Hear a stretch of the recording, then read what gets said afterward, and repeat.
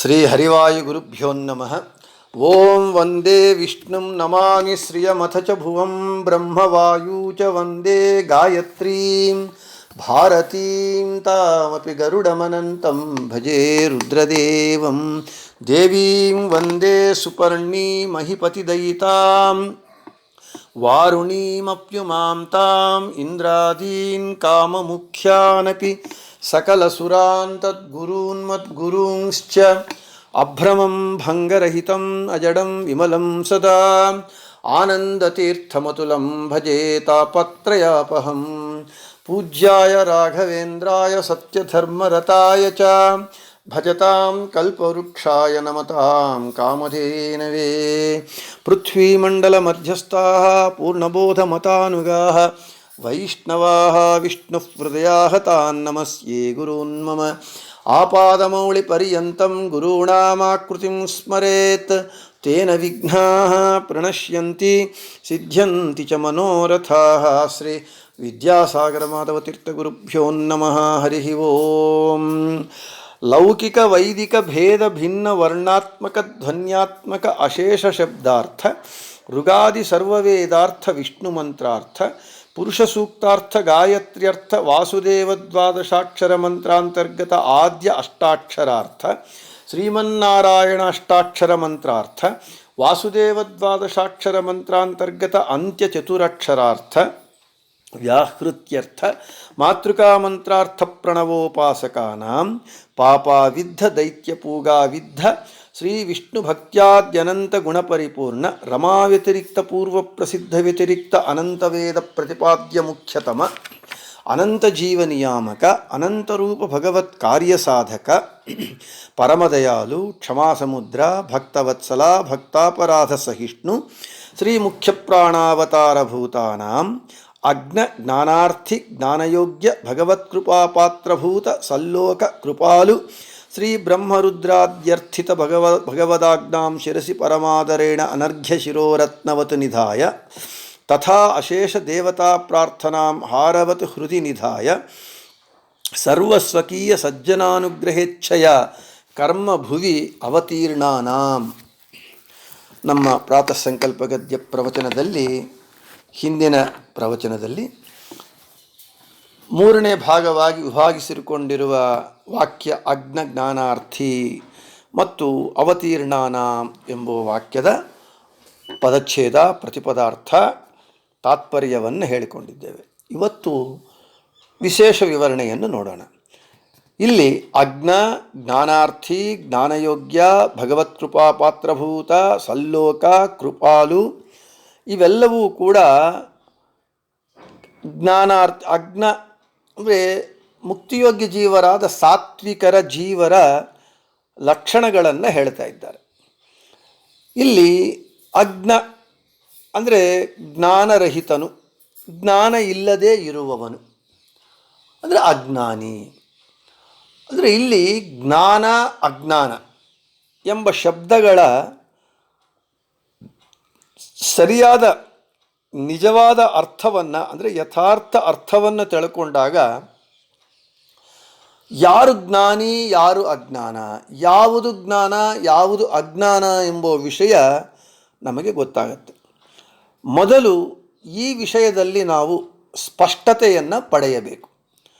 ಇಲ್ಲಿ ಅಜ್ಞ ಅಂದರೆ ಜ್ಞಾನರಹಿತನು, ಜ್ಞಾನ ಇಲ್ಲದೇ ಇರುವವನು ಅಜ್ಞಾನಿ ಅಂತ.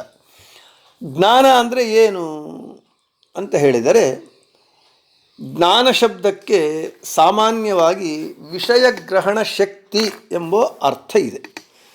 ಇದು ಎಲ್ಲ ಚೇತನಗಳ ಒಂದು ಸಾಮಾನ್ಯ ಧರ್ಮವಾಗಿದೆ. ಅಂದರೆ ಜ್ಞಾನ ಅಂತ ಹೇಳಿದರೆ ವಿಷಯಗ್ರಹಣ ಶಕ್ತಿ ಅಂತ ಅರ್ಥ. ಇದು ಎಲ್ಲ ಜೀವರಿಗೆ ಇದೆ. ಇಲ್ಲಿ ಜೀವ ಚೇತನ ಅಂತ ಹೇಳಿದರೆ ಬುದ್ಧಿಜೀವಿಯಾದಂತಹ ಮನುಷ್ಯನೂ ಚೇತನ.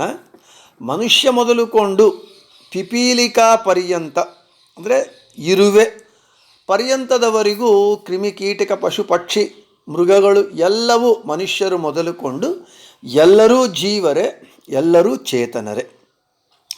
ಈ ಎಲ್ಲ ಚೇತನಗಳಿಗೂ ವಿಷಯ ಗ್ರಹಣ ಮಾಡುವ ಒಂದು ಶಕ್ತಿ, ಅಂದರೆ ಅದೇ ಜ್ಞಾನ ಇದೆ, ವಿಷಯ ಜ್ಞಾನ ಎಂಬುದಿದೆ. ಉದಾಹರಣೆಗೆ ಇರುವೆ ಹೋಗ್ತಾ ಇರುತ್ತೆ. ಅದಕ್ಕೆ ಆಹಾರವಾದ ಸಕ್ಕರೆಯನ್ನು ಕಂಡಾಗ ಅದು ಗ್ರಹಣ ಮಾಡಿ, ಇದು ಸಕ್ಕರೆ ಅಂತ ಗ್ರಹಣ ಮಾಡಿ ಅದನ್ನು ತಗೊಂಡು ಹೋಗಿ ತನ್ನ ಹುತ್ತದಲ್ಲಿ ತಾನು ಬಚ್ಚಿಟ್ಕೊಳ್ಳುತ್ತೆ. ಅಂದರೆ ಏನು? ಅತ್ಯಲ್ಪ ಪ್ರಾಣಿಯಾದಂತಹ, ಅತಿ ಬುದ್ಧಿ ಜ್ಞಾನರಹಿತವಾದಂತಹ ಇರುವೆ ತನಗೆ ಬೇಕಾದ ಆಹಾರ ಯಾವುದು ಅಂತ ಗ್ರಹಣ ಮಾಡಿ ಆ ಆಹಾರವನ್ನು ಸ್ವೀಕಾರ ಮಾಡಿ ತಾನು ಅದನ್ನು ಬಚ್ಚಿಟ್ಟುಕೊಳ್ಳುವಂತಹ ಒಂದು ಜ್ಞಾನ ಶಕ್ತಿಯನ್ನು ಪಡೆದಿದೆ. ಅಂದರೆ ವಿಷಯ ಗ್ರಹಣ ಶಕ್ತಿ ಎಂಬ ಜ್ಞಾನವನ್ನು ಪಡೆದಿದೆ. ಹಾಗೆ ನಾವು ಮನುಷ್ಯರಿಗೂ ಕೂಡ ಆ ಜ್ಞಾನ ಇದ್ದೇ ಇದೆ. ಇದು ಆಹಾರ, ಇದು ಆಹಾರವಲ್ಲ ಅಂತ ವಿಷಯ ಗ್ರಹಣ ಮಾಡುವ ಒಂದು ಶಕ್ತಿ ಎಂಬ ಜ್ಞಾನ ಮನುಷ್ಯರಿಗೂ ಇದೆ. ಅಂದರೆ ಮನುಷ್ಯರು ಮೊದಲುಕೊಂಡು ಪಿಪೀಲಿಕಾ ಪರ್ಯಂತ ಎಲ್ಲ ಪ್ರಾಣಿಗಳಿಗೂ, ಅರ್ಥಾತ್ ಚೇತನಗಳಿಗೂ, ಅರ್ಥಾತ್ ಜೀವರಿಗೆ ಈ ವಿಷಯ ಗ್ರಹಣ ಶಕ್ತಿ ಎಂಬ ಜ್ಞಾನವಿದೆ. ಇಲ್ಲಿ ಜ್ಞಾನ ಅಂದರೆ ಮನುಷ್ಯರಿಗೆ ಜ್ಞಾನವಿದೆ. ಯಾವ ಜ್ಞಾನ? ಇವನು ಗಣಿತದ ಪ್ರೊಫೆಸರು, ಗಣಿತ ಉಪಾಧ್ಯಾಯ, ಇವನು ಸೈನ್ಸ್ ಉಪಾಧ್ಯಾಯನು, ಪ್ರೊಫೆಸರು. ಹೀಗೆ ಮನುಷ್ಯರು ಏನು ಮಾಡ್ತಾ ಇದ್ದಾರೆ? ಭೌಗೋಳಿಕ ಶಾಸ್ತ್ರಜ್ಞಾನ ಮತ್ತು ಗಣಿತ ಜ್ಞಾನ, ಸೈನ್ಸ್ ಜ್ಞಾನ, ಚರಿತ್ರೆಯ ಜ್ಞಾನ, ಈ ರೀತಿಯಾಗಿ ಜ್ಞಾನಗಳನ್ನು ಪಡೆದು ಅವರು ಜೀವನಕ್ಕೆ ಬೇಕಾದ ಭುಕ್ತಿಯನ್ನು ಸಂಪಾದನೆ ಮಾಡ್ತಾ ಇದ್ದಾರೆ. ಅಂದರೆ ಆ ಜ್ಞಾನವನ್ನು ಪಡೆದು ಅಧ್ಯಾಪಕರಾಗಿ ಉದ್ಯೋಗವನ್ನು ಮಾಡ್ತಾ ಜೀತವನ್ನು ಹೊಂದಿ ಜೀವನವನ್ನು ಸಾಗಿಸುತ್ತಾ ಇದ್ದಾರೆ. ಅಂದರೆ ಅವರ ಜೀವನಕ್ಕೆ ಬೇಕಾದಂತಹ ಹಣವನ್ನು ಸಂಪಾದಿಸುವುದಕ್ಕೆ ಬೇಕಾದಂತಹ ವಿಷಯ ಜ್ಞಾನ, ಆ ಜ್ಞಾನವನ್ನು ಅವರು ಹೊಂದಿದ್ದಾರೆ. ಆದ ಕಾರಣ ಇವನು ಗಣಿತ ಜ್ಞಾನಿ, ವಿಜ್ಞಾನಿ ಮತ್ತು ಭೌಗೋಳಿಕ ಜ್ಞಾನಿ, ವಿಜ್ಞಾನಿ ಅಂತ ನಾವು ಕರಿತಾ ಇದ್ದೇವೆ. ಮತ್ತು ಇಲ್ಲಿ ಜ್ಞಾನ, ವಿಜ್ಞಾನ, ಜ್ಞಾನಿ, ವಿಜ್ಞಾನಿ ಎಂಬ ಶಬ್ದಗಳಿಗೆ ವಿಶಿಷ್ಟವಾದ ಅರ್ಥಗಳಿವೆ. ಅದನ್ನು ಮುಂದೆ ಸಂದರ್ಭ ಬಂದಾಗ ಹೇಳೋದಾಗತ್ತೆ. ಒಟ್ಟಾರೆ ಮನುಷ್ಯರೂ ಕೂಡ ಪ್ರಕೃತಿ ಸಂಬಂಧಪಟ್ಟ ಪ್ರಾಕೃತವಾದ ಲೌಕಿಕ ವಿಷಯ ಸಂಬಂಧವಾದ ವಿದ್ಯೆಗಳನ್ನು ಹೊಂದಿ ಅವುಗಳನ್ನೇ ಜ್ಞಾನ ಎಂದು ವ್ಯವಹರಿಸುತ್ತಾ ಅವರನ್ನು ಜ್ಞಾನಿಗಳು ಎಂದು ವ್ಯವಹರಿಸಲ್ಪಡ್ತಾ ಇರೋದು ನಾವು ನೋಡ್ತಾ ಇದ್ದೇವೆ. ಆದರೆ ಈ ಜ್ಞಾನ ಇದು ಔಪಚಾರಿಕವಾದಂತಹ ಜ್ಞಾನ, ಕೇವಲ ಉಪಚಾರದಿಂದ ಹೇಳೋದು. ಯಾಕೆ? ಈ ಜ್ಞಾನ ನಮಗೆ ಕೇವಲ ನಮ್ಮ ಜೀವನವನ್ನು ನಡೆಸುವುದಕ್ಕೆ ಬೇಕಾದ ಭುಕ್ತಿಯನ್ನು ಸಂಪಾದಿಸುವುದಕ್ಕೆ ಬೇಕಾದಂತಹ ಜ್ಞಾನ ಮಾತ್ರ ಕೊಡುತ್ತೆ. ಇದು ಯಥಾರ್ಥವಾದ ಜ್ಞಾನವಲ್ಲ, ನಿಜವಾದ ಜ್ಞಾನವಲ್ಲ. ಆದ ಕಾರಣ ಇದನ್ನು ಔಪಚಾರಿಕ ಜ್ಞಾನ, ಅವರನ್ನು ಔಪಚಾರಿಕ ಜ್ಞಾನಿಗಳು ಅಂತ ಕರೆಯಲ್ಪಡ್ತಾರೆ. ಆದರೆ ಈ ಜ್ಞಾನಿಗಳಿಗಿರುವ ಜ್ಞಾನಕ್ಕೂ ನಾವು ಮೊದಲೇ ಹೇಳಿಕೊಂಡಂತೆ ಒಂದು ಇರುವೆಗೆ ತನ್ನ ಆಹಾರವನ್ನು ಸಂಪಾದನೆ ಮಾಡಿಕೊಳ್ಳುವುದಕ್ಕೆ ಬೇಕಾದ ವಿಷಯಗ್ರಹಣ ಶಕ್ತಿ ಎಂಬುವ ಜ್ಞಾನಕ್ಕೂ ಬಹಳ ವ್ಯತ್ಯಾಸವಿದೆ. ಇರುವಿನ ಜ್ಞಾನಕ್ಕೂ ಮನುಷ್ಯನ ಜ್ಞಾನಕ್ಕೂ ಅಜಗಜಾಂತರ. ಇದು ವಿಶಿಷ್ಟವಾದ ಜ್ಞಾನ.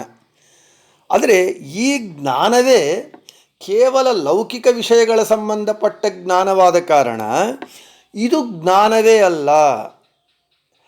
ಜ್ಞಾನ ಅಂದರೆ ನಿಜವಾದ ಜ್ಞಾನ, ಯಥಾರ್ಥವಾದ ಜ್ಞಾನ ಯಾವುದು ಅಂತ ಹೇಳಿದರೆ ಆಧ್ಯಾತ್ಮಿಕ ದೃಷ್ಟಿಯಲ್ಲಿ ಇರುವ ಜ್ಞಾನ, ವಿಷಯ ಜ್ಞಾನ, ಅದೇ ನಿಜವಾದ ಜ್ಞಾನ, ಯಥಾರ್ಥವಾದ ಜ್ಞಾನ. ಈ ಲೌಕಿಕ ಜ್ಞಾನಗಳೆಲ್ಲವೂ ಕೂಡ ಔಪಚಾರಿಕವಾದ ಜ್ಞಾನಗಳು. ಆ ಜ್ಞಾನಗಳು ಉಳ್ಳವರನ್ನು ಔಪಚಾರಿಕವಾಗಿ ಭೌಗೋಳಿಕ ಜ್ಞಾನಿ, ಗಣಿತ ಜ್ಞಾನಿ ಅಂತ ನಾವು ಹೇಳ್ತೇವೆ. ಆದರೆ ಅವುಗಳು ಪಾರತ್ರಿಕವಾದಂತಹ ಆಧ್ಯಾತ್ಮಿಕವಾದ ಜ್ಞಾನಕ್ಕೆ ಹೋಲಿಸಿದಾಗ ಅವು ಜ್ಞಾನಗಳೇ ಅಲ್ಲ ಅವರು ಜ್ಞಾನಿಗಳೇ ಅಲ್ಲ ಎಂಬುವಂಥದ್ದು ನಮಗೆ ಇಲ್ಲಿ ಹೇಳುತ್ತಾರೆ. ಇಲ್ಲಿ ಅಜ್ಞಾ ಅಂತ ಹೇಳಿದರೆ ಪಾರತ್ರಿಕವಾದಂತಹ ಐಹಿಕ ಸಂಪತ್ತು, ಐಹಿಕ ಜ್ಞಾನ, ವಿಷಯ ಜ್ಞಾನ ಇಲ್ಲದೇ ಇರುವವನು ಅಜ್ಞಾನಿ. ಪಾರತ್ರಿಕವಾದ ಆಧ್ಯಾತ್ಮಿಕ ವಿಷಯ ಸಂಬಂಧ ಜ್ಞಾನವುಳ್ಳವನು ಜ್ಞಾನಿ ಅಂತ ಹೇಳಲ್ಪಡ್ತಾ ಇದ್ದಾನೆ. ಅಂದರೆ ಇಲ್ಲಿ ಜ್ಞಾನ ಅಂದರೆ ಆಧ್ಯಾತ್ಮಿಕ ದೃಷ್ಟಿಯಲ್ಲಿ ಯಾವುದು ಜ್ಞಾನ, ಯಾವುದು ಅಜ್ಞಾನ ಮೊದಲಾದ ಈ ವಿಷಯಗಳನ್ನೆಲ್ಲವೂ ಕೂಡ ನಾವು ವಿಶೇಷವಾಗಿ ವಿಸ್ತಾರವಾಗಿ ಹೇಳ್ಕೋಬೇಕಾಗಿದೆ. ಆದರೆ ಇವತ್ತಿಗೆ ನಾನು ಇಷ್ಟು ಮಾತ್ರ ಲೌಕಿಕ ಜ್ಞಾನ ಅಂದರೆ ಏನು ಅಂತ ವಿಷಯವನ್ನು ಹೇಳಿ, ಇನ್ನು ಜ್ಞಾನ ಅಂದರೆ ಯಾವುದು ಯಥಾರ್ಥವಾದ ಜ್ಞಾನ, ಯಾರು ಅಜ್ಞಾನಿ, ಯಾರು ಜ್ಞಾನಿ ಎಂಬುವ ವಿಷಯಗಳನ್ನೆಲ್ಲ ಆಧ್ಯಾತ್ಮಿಕ ದೃಷ್ಟಿಯಲ್ಲಿ, ಪಾರಮಾರ್ಥಿಕ ವಿದ್ಯೆಯ ದೃಷ್ಟಿಯಲ್ಲಿ ಯಾವುದು ಎಂಬುವ ವಿಷಯವನ್ನು ನಾಳೆಯ ಪ್ರವಚನದಲ್ಲಿ ಹೇಳ್ತೇನೆ ಅಂತ ಹೇಳ್ತಾ, ನಾನು ಈ ಉಪನ್ಯಾಸಗಳನ್ನು ಸಣ್ಣದಾಗಿ ಹೇಳ್ತಾ ಇದ್ದೇನೆ. ಯಾಕೆ ವಿಷಯ ಬಹಳ ಗಹನವಾಗಿದೆ, ಕಠಿಣವಾಗಿದೆ. ಆದ ಕಾರಣ ಅದು ಅರ್ಥವಾಗಬೇಕು, ಮನದಟ್ಟಬೇಕು ಎಂಬುವ ದೃಷ್ಟಿಯಿಂದ ವಿಸ್ತಾರವಾಗಿ ಹೆಚ್ಚಾಗಿ ಹೇಳಿಬಿಟ್ರೆ ಅದು ಮನದಟ್ಟುವುದು ಕಷ್ಟವಾಗುತ್ತಾದ ಕಾರಣ ಸಣ್ಣ ಉಪನ್ಯಾಸಗಳ ಹೇಳ್ತಾ ಇದ್ದೇನೆ. ಇದನ್ನು ನೀವು ಶ್ರೋತೃಗಳು ಅರ್ಥ ಮಾಡಿಕೋಬೇಕು ಅಂತ ಹೇಳ್ತಾ ಇಂದಿಗೆ ಇವತ್ತು ಈ ಪ್ರವಚನವನ್ನು ಮುಗಿಸಿ, ನಾಳೆ ಜ್ಞಾನಿ ಅಜ್ಞಾನಿ, ಜ್ಞಾನ ಅಜ್ಞಾನ ಎಂಬುವ ಆಧ್ಯಾತ್ಮಿಕ ದೃಷ್ಟಿಯಲ್ಲಿ ಯಾವುದು ಎಂಬುವ ವಿಷಯವನ್ನು ಹೇಳ್ತೇನೆ ಅಂತ ಹೇಳ್ತಾ ಶ್ರೀಕೃಷ್ಣಾರ್ಪಣಮಸ್ತು, ಮಧ್ವೇಶಾರ್ಪಣಮಸ್ತು. ಎಲ್ಲರಿಗೂ ಶುಭಮಸ್ತು.